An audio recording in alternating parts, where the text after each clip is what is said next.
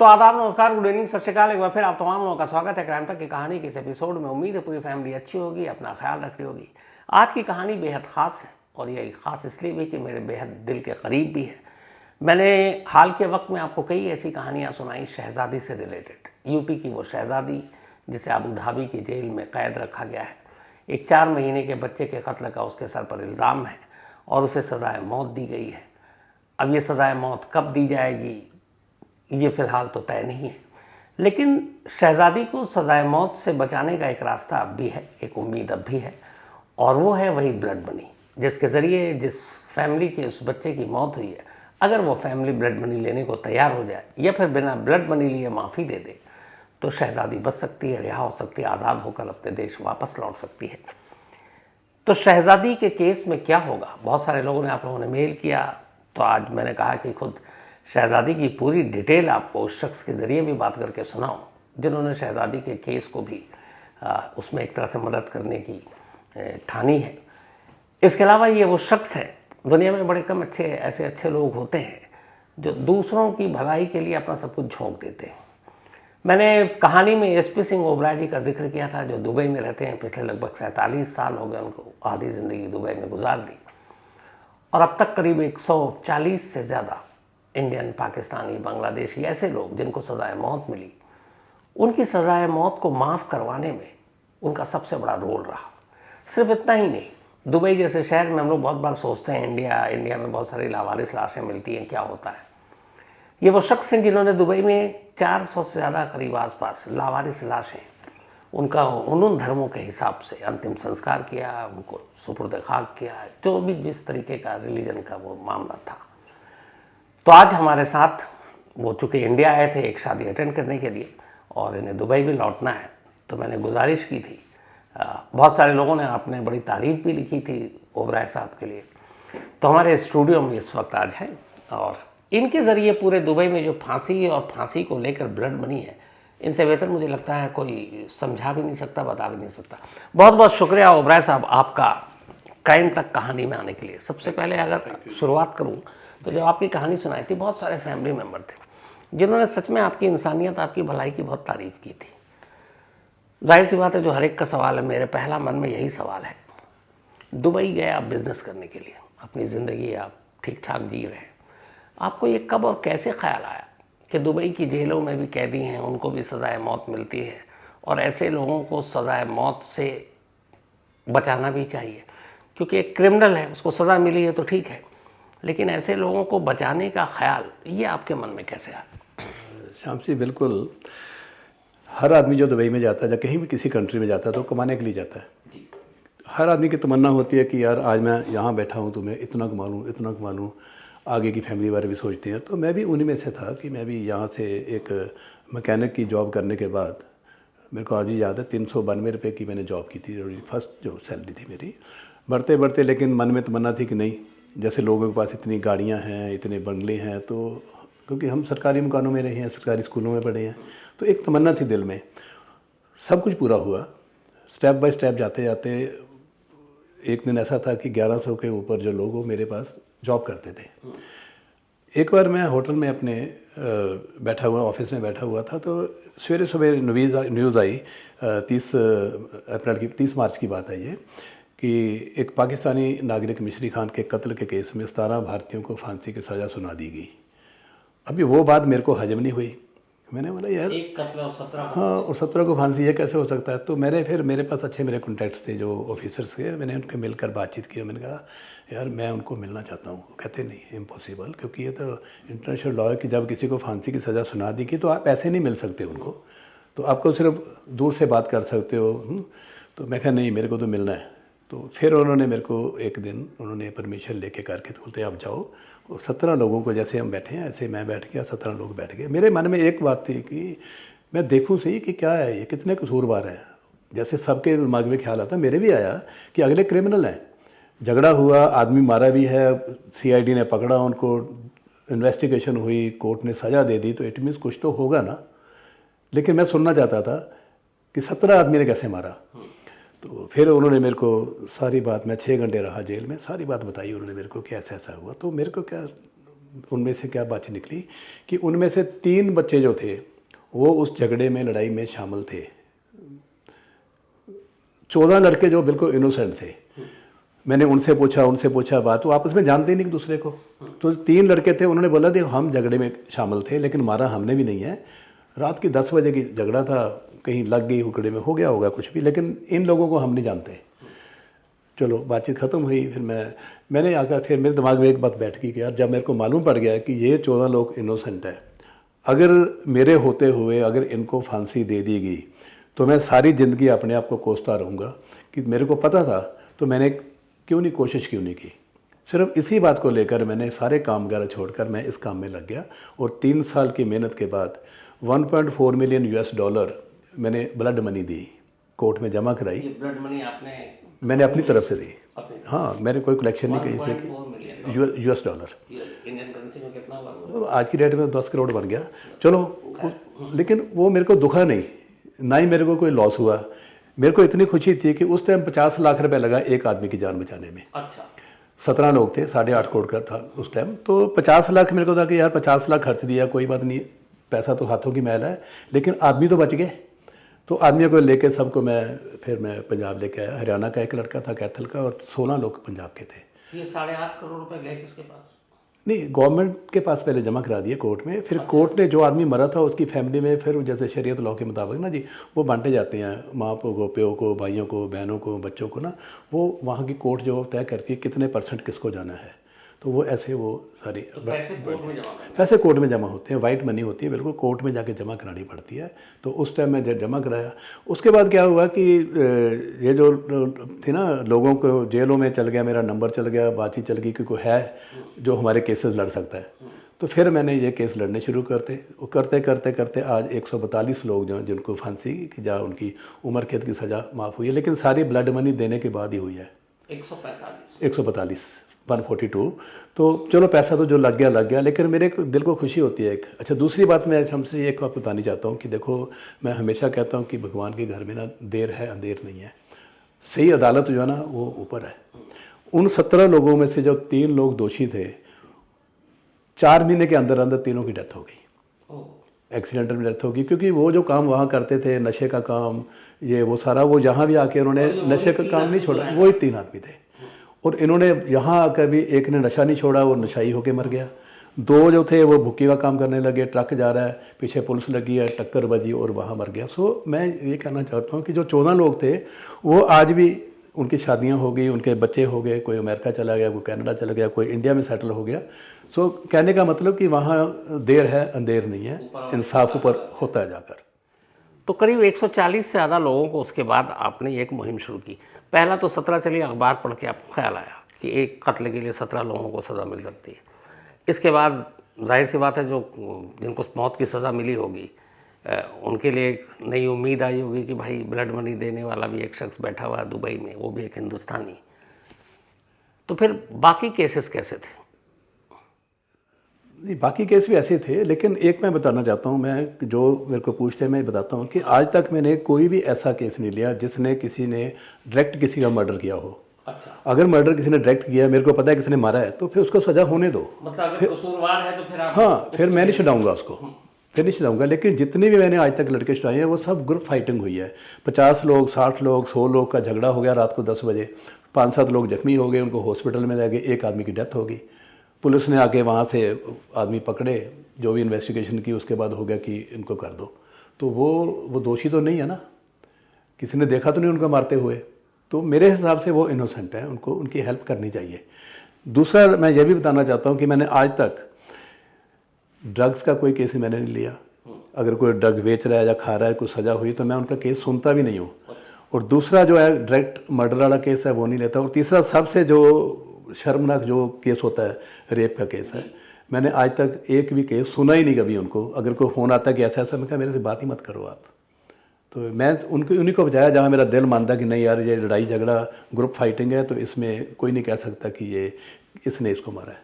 140 में से कोई एक ऐसा केस, एक ऐसी कहानी जो आपको याद है? हाँ, एक कहानी मेरे को याद है।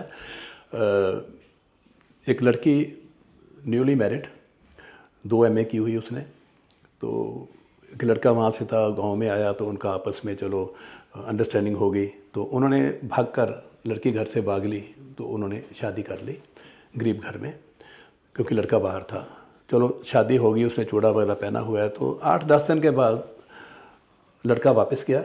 जैसे वो एयरपोर्ट पहुंचा तो उसको पुलिस ने पकड़ लिया, क्योंकि वांटेड था वो मर्डर केस में था। वो 12 लोग थे, उसमें 2 पाकिस्तानी थे और 10 इंडियन थे। तो वो लड़की मेरे पास जब भी मेरे ऑफिस आए तो रोती रोती आए। तो फिर मैंने कहा देख बेटा, मैं तभी काम करूँगा अगर तू हंसती हुई अंदर आएगी, तभी मैं काम कर पाऊँगा। तू मैं बाहर से रोती आती है तो मैं तेरी कैसे बात सुनूंगा, तेरे से बात ही नहीं होती। सर वो तकरीबन 3.5 साल केस लड़ा मैंने, और केस लड़ने के बाद वो भी हमने केस जीता, और उनकी भी ब्लड मनी पे करने के बाद उस लड़के को घर में लेके आए।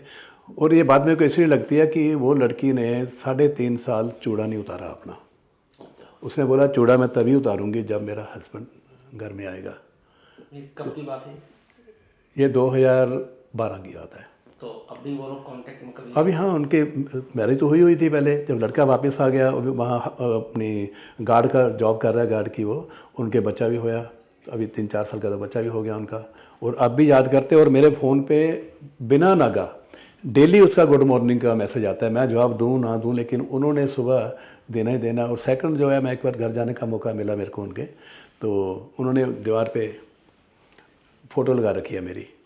काम ही आपने तो मतलब कि मेरे को वो नहीं भूलता कि रोती आती थी। तो आके मेरे को ना एकदम उसने मिलना, कहती सर मेरे नई मैरिज है, और फैमिली मेरे को निकाल दिया। मेरी मदर नहीं सुनती, मेरे फादर नहीं सुनते, घर से निकाल दिया। उस लड़की ने जॉब नहीं मिली, तो वो जैसे होता ना गांव में फूलियाँ छोले बेचती हैं ना, ये टॉफ़ियाँ बेचते हैं, ऐसी छपड़ी लाई थी उसने, और वहाँ से उनका गुजारा चल रहा था।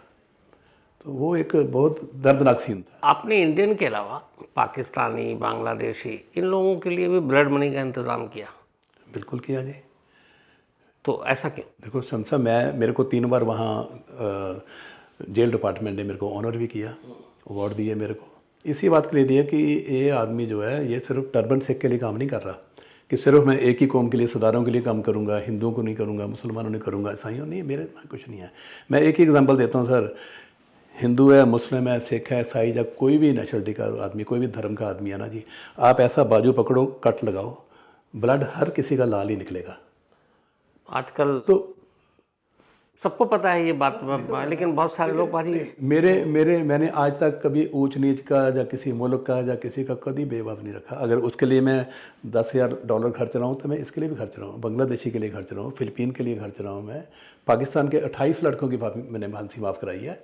तो पाकिस्तानियों ने आपको कैसे अप्रोच किया? जेल में से सबने, जो भी केस होता था, क्योंकि ये सारे केस में इन्वॉल्व होते थे 10 लोग, 12 लोग, 16 लोग, उसमें से 8-10 इंडियन है, 5-7 पाकिस्तानी है। ये गुप्त था। कोई ऐसा केस जिसमें सिर्फ पाकिस्तानी इन्वॉल्व था? हाँ थे। उसमें तो उनको ये नहीं लगा कि आप एक इंडियन हो, हमारी मदद करेगा? देखो शम्स जी, वहाँ 2 बातें होती हैं। एक तो मैं ब्लड मनी पॉकेट से देता हूँ, और अगर बहुत केस हुए हैं, 4 केस इसमें पाकिस्तानी मैंने छुड़ाई है, 16-17 मैंने छुड़ाई हैं, जो जिनसे पैसे लिए हैं मैंने, ब्लड मनी मैंने उनसे लिया है। क्योंकि 5 लोग हैं जेल में बैठे हैं, उन्होंने मर्डर किया, उन्होंने मेरे को अप्रोच किया कि जो लड़का मरा था वो पंजाब का था। मैंने पंजाब में जाके उनसे बातचीत करके तो मैंने डबल काम किया। पाकिस्तान को छुड़ा दिया मैंने कि फांसी माफ़ है, लेकिन मैंने साफ बोला कि ये जो ब्लड मनी है ये आप लोग दो मेरे को। उनसे ब्लड मनी लेके मैंने कोर्ट में जमा करा के वो जितना पैसा 2 लाख दराम जो स्टैंडर्ड है, ये कोर्ट का फिक्स किया हुआ है कि अगर आदमी, अगर लेडीज़ का मर्डर होता है तो 1 लाख दराम है, अगर जेंट्स का होता है तो 2 लाख दराम है, अगर कोई आदमी पूरा फुली अपाहज हो जाता है तो उसको 5 लाख है। ये फिक्स किया हुआ। 1 लाख दिरहम कितना हुआ Indian currency? 1 lakh dram 23 lakh. 23 lakh. हाँ। तो वो जो 2 लाख दराम बनता था, 46 लाख, वो मैंने उनसे लिए, कोर्ट में जमा करा के मैंने लेके फैमिली को, मैं वहाँ अपनी टिकट, अपना वीज़ा दे के फैमिली को मैं लेके आया कोर्ट में, और वो पैसे उस फैमिली को दिए। अभी डबल काम हो गया ना जी। पाकिस्तानी छुड़ा दिए मैंने। देखो वो तो वापस हम ला नहीं सकते, जिसका आदमी मर गया वो तो आएगा नहीं, लेकिन फैमिली इतनी पुअर है, अगर उनको मैंने पैसा दिला दिया, फाइनेंशियली मैंने उनको 46 लाख दिला दिया, तो उनकी तो लाइफ बन गई ना।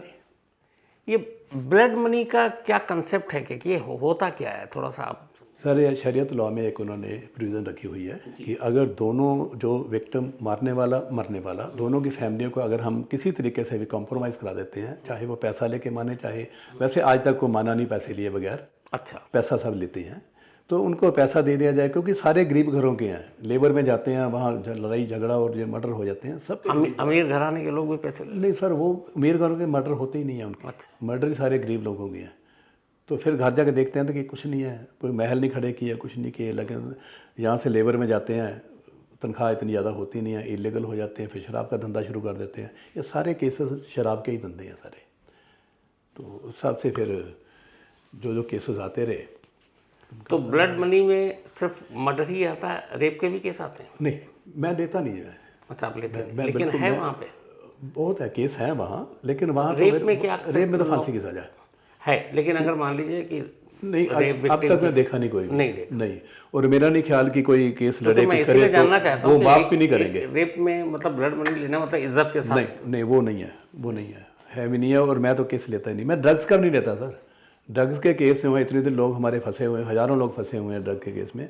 मैं सुनता ही नहीं, फ़ोन में आ भी जाए तो मैं फ़ोन बंद कर देता हूँ कि नहीं सॉरी भाई। जो भी क्राइम जो है जानबूझकर किया जाए ना, उसकी कभी हेल्प नहीं करती। दुबई में ज़्यादातर क्राइम किस तरह के हैं? सारे क्राइम हैं वहाँ, तो सारे क्राइम हैं वहाँ। मर्डर के ज़्यादा हैं, लड़ाई झगड़े के ज़्यादा हैं, चोरी चक्के के तो बहुत थोड़े हैं, ज़्यादा नहीं है। तो बाकी रेप रूप के केस ज़्यादा नहीं है। मतलब महिलाओं के लिए बहुत सेफ? महिलाएं सेफ हैं वहाँ, चाहे आधी रात को घूमते फिरते हैं, टैक्सियाँ ले हैं, शॉपिंग मॉल में जाते हैं, सो वहाँ तो आदमी ये कोशिश करता है कि अगर कोई लड़की आ रही तो उससे टच भी ना हो जाए हम, वो पीछे होकर हट जाता है। क्योंकि वहाँ मैक्सिमम जो गिनती है ना वो CID की है, जो सिविल ड्रेस में सारे मॉल में सब तरफ वो घूम रहे हैं। कोई पता नहीं किसने कुछ करना है। मेरे खुद देखने में आया 1-2 बार ऐसा हुआ, तो आदमी आते हैं सीधा बाजू पकड़ते हैं, उसको ले जाते हैं साइड पे, बस इतने। सो इतना डर है, मतलब कि लॉ एंड ऑर्डर इतना स्ट्रॉन्ग है वहाँ कि हर आदमी डर कर रहता है, तो सेफ है। बाकी अगर हम गलत काम करेंगे तो फिर वो बख्शेंगे नहीं अपने को। आपने शहजादी केस की पूरी आपको जानकारी थी, आपने बात भी की थी। आपकी जो बात थी, जो हम लोगों ने दिखाया था, शहजादी के माँ बाप जो है यूपी में, उन्होंने भी सुनी थी। शहजादी केस में आपको क्या लगता है? देखो, उस दिन आपका जो मेरे को कॉल आया, आपने मेरे को लाइव लिया शायद, तो सारा केस मैंने सुना। तो मैंने आपको यही बात बोली थी कि अगर वो जो जिस फैमिली का बच्चा है मरा है या मारा है या कुछ भी है, बच्चा तो गया ना उनका। हाँ, बिल्कुल। कोई भी रीज़न हो सकता है। अगर वो फैमिली मान जाती है कि चलो कोई बात नहीं, हमने उसको माफ़ किया, तो वो जितने पैसे मांगेंगे, जितने बने हुए पैसे उनके पैसे दे दिए जाएँ।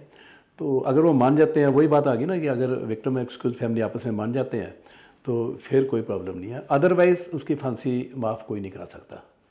माफ़ी दोनों तरह से होती है कि आपने पैसे देकर या बिना पैसे लिए? हाँ, दोनों। बिल्कुल। वो लिख कर देंगे, वो पार्डन लेटर देंगे, पावर अटॉर्नी मेरे नाम की दे देंगे या किसी वकील के नाम की देंगे। मैं स्पेशल में से मैं सारी जितनी है ना पावर अटॉर्नी मैं अपने नाम की लेता हूँ, तो कोर्ट में खुद ही पेश होता हूँ।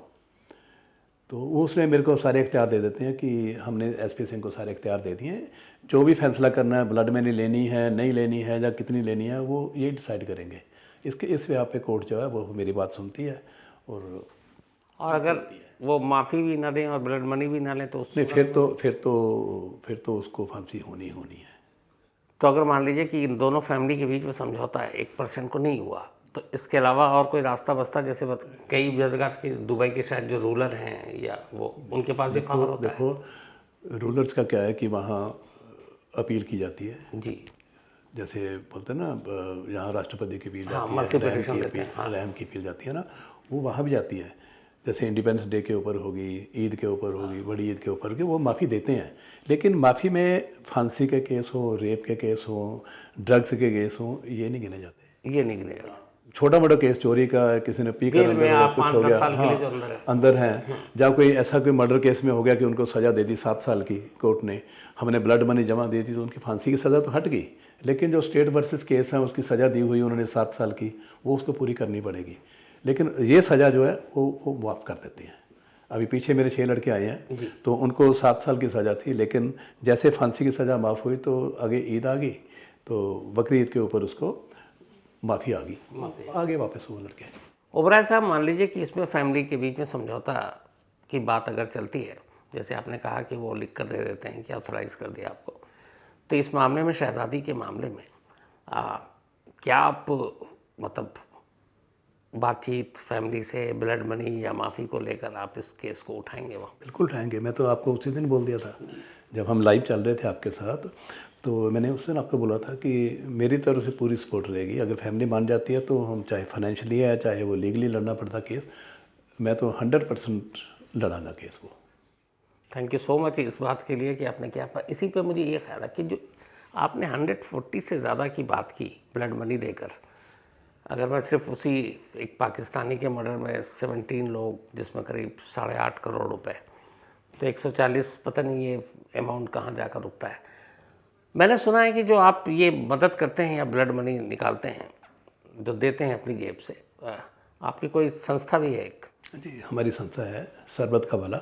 सरबत का भला। सरबत का भला मीन्स सभी का भला। उसमें सभी आ जाते हैं। हमारा लोगो देखेंगे ना जी, तो लोगो में हमारे 8 जो मेन धर्म है ना, उनके लोगो बने हुए हैं।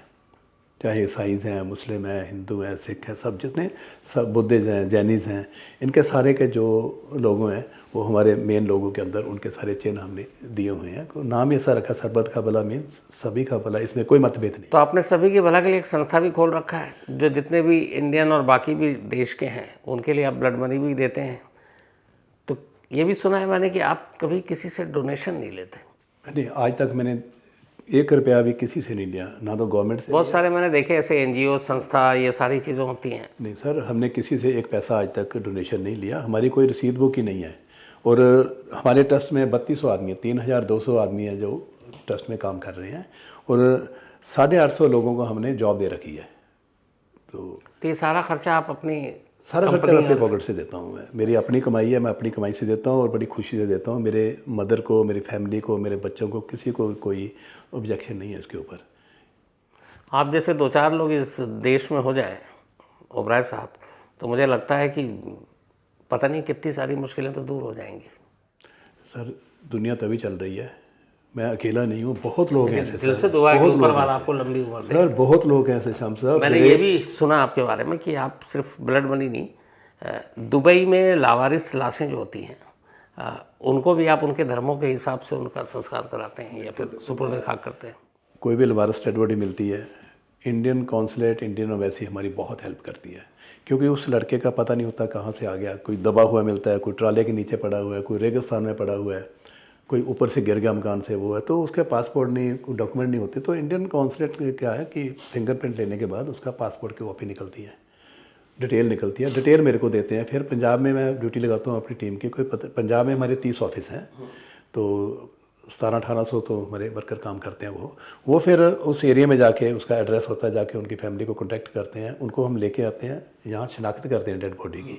उसके बाद डेड बॉडी जड़ी है वो वहाँ भेजते हैं। उनका बाकी संस्कार जिस धर्म का है उसी के मुताबिक होते हैं। लेकिन यहाँ ख़त्म नहीं होती बात, क्योंकि जो भी आदमी यहाँ से आया था ना, चाहे उसने सुसाइड किया, चाहे मारा गया, चाहे कुछ भी, बहुत पुअर फैमिली से है। तो हमारे ट्रस्ट ने भी पीछे क्या शुरू किया था कि जो भी डेड बॉडी हमारी जाती है, अमृतसर से लेने के बाद, संस्कार करने के बाद, फिर फैमिली का देखते हैं हम कि फैमिली में कौन कौन बच्चे कितने हैं, मैरिज वाले कितने बच्चे हैं, जब फैमिली के सोर्स, इनकम का सोर्स क्या है। जब नहीं मिलता तो फिर हम 2000 से लेकर 10,000 रुपये महीना उनकी मंथली पेंशन लगा देते हैं। और जो लड़कियां ब्याने वाली हैं, जैसे कि 4 साल की है, 8 साल की है या 13 साल की है, तो 1 लाख रुपया, 2 लाख रुपया, 4 लाख रुपया हम उनका फिक्स डिपॉजिट कर देते हैं, तब कि जब शादी का टाइम आए तो उस लड़की का वो पैसा उतना हो जाए कि वो शादी कर सके। तो ये हमने जितनी डेड बॉडीज़ जा रही हैं सबकी पेंशन लगती है, तो वहाँ जाके पेंशन लगा देते हैं सर इसकी। दूसरा बाकी ना जो काम हमारे चल रहे हैं, तो यही काम नहीं है, सिर्फ ट्रस्ट हमारा यही नहीं काम कर रहा है। इंडिया में तो हमारा एजुकेशन पे बहुत काम चल रहा है, हेल्थ के ऊपर तो खैर बहुत ज़्यादा, मतलब कि 133 तो हमारी लेबॉर्ट्रीज चल रही हैं, जिसमें जो लैब टेस्ट हैं, जो ब्लड टेस्ट वगैरह सारे ना, जो मार्केट में 100 रुपये के होते हैं, हमारे 10 रुपये में होते हैं। सो 10% भी हम काम कर रहे हैं कि नो प्रॉफिट नो लॉस के ऊपर। सो 133 लेबॉर्ट्री हमारी 12 स्टेट में चल रही हैं। तो ऐसे और भी काफ़ी जगह हमारे काम है। आप सच में बहुत नेक काम कर रहे हैं। दुबई में आप इतने बड़े पैमाने पे जो काम कर रहे हैं, और ख़ासतौर पर ये लाइमलाइट में आपके बाद में मैं आपके बारे में न्यूज़पेपर में भी आती रहती है, तो अब तो पता नहीं दुबई में अंडरवर्ल्ड उतना तो है नहीं, लेकिन कभी आपको धमकियाँ वमकियाँ भी मिली कुछ एक्सटॉर्शन और इसके लिए? आज तक नहीं कभी, ना कभी इंडिया में, ना कभी दुबई में, कोई काम नहीं। शायद बदमाशों को भी ये पता होगा। पॉलिटिक्स में बहुत दूर रहता हूँ मैं। मुझे लगता है पाजी की शायद बदमाशों को भी ये लगता होगा कि इतना अच्छे इंसान वैसे ही कम है, क्या है इनको धमकी दे रहा हूँ। कोई धमकी आज तक कोई नहीं आई। आप सच में बहुत अच्छा काम कर रहे हैं, और मैं सच बताऊँ, मैं पूरी क्राइम तक फैमिली मेम्बर से, अगर ओबराय साहब कुछ लोग हो जाए ना, तो इस देश और इस दुनिया का नक्शा ही बदल जाएगा। हम सभी को सीखना चाहिए, क्योंकि हम सब जीते हैं अपने लिए, अपने परिवार, अपनी खुशियाँ, अपने पद, पोजीशन, पैसे, शोहरत, दौलत, इसी के लिए। दूसरों के बारे में अगर कुछ भला कोई कर देना तो उसकी जो खुशी और सुकून मिलता है वो कुछ और ही होता है। मुझे लगा कि इतनी सारी चीज़ें आपको सुनाता रहता हूँ, जिन शख्स से मैं खुद प्रभावित हूँ, मुझे लगा क्राइम तक फैमिली मेम्बर के सामने भी उनको लाना चाहिए। आपका बहुत बहुत शुक्रिया होगा सर, बहुत बहुत thank you so much and I love you really, thank you so much, thank you.